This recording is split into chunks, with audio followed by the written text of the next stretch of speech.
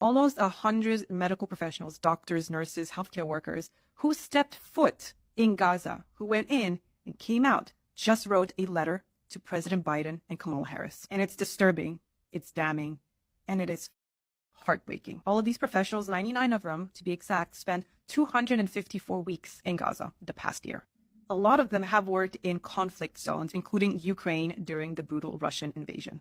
They are made up of veterans, reservists, and people from different faiths, ethnic groups, so on and so forth. Together, they have come to the same conclusion, which is what we expect from medical professionals in the first place, right? Here are some things that they said. With only marginal exceptions, everyone in Gaza is sick, injured, or both. This includes every national aid worker, every international volunteer, and probably every Israeli hostage, every man, woman, and child. Quote, I've never seen such horrific injuries on such a massive scale with so few resources. Our bombs are cutting down women and children by the thousands. Their mutilated bodies are a monument to cruelty.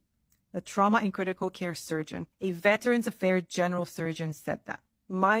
Pay attention to how he used the words, our bombs. Every one of us lost weight rapidly in Gaza, despite having privileged access to food and having taken our own supplementary nutrient-dense food with us.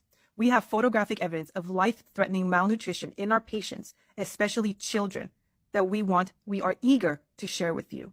And the sad part is that even if they share all the evidence they have, all it takes is for Blinken to hide it in the drawer as he had regarding the 17-page memo that said that there's no humanitarian aid going in, or almost none, because Israel is blocking it.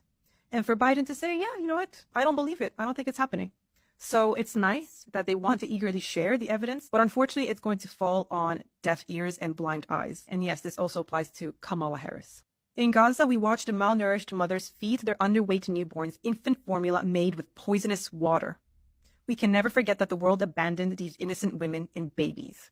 Quote, every day I saw babies die. They had been born healthy. Their mothers were so malnourished that they could not breastfeed, and we lacked formula or clean water to feed them, so they starved. That's a quote from a pediatric nurse practitioner. An orthopedic and hand surgeon said, Gaza was the first time I held a baby's brains in my hand. The first of many. And I'm going to try to do this without crying.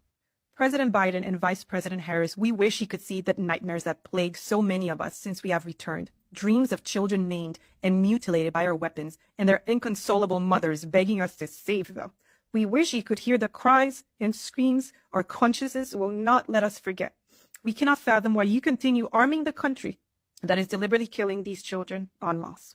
And that's not the end of it. That's literally like at the beginning of the whole letter. It keeps going. It keeps going. President Biden and Vice President Harris, we are 99 American physicians and nurses who have witnessed crimes beyond comprehension, crimes that we cannot believe you wish to continue supporting.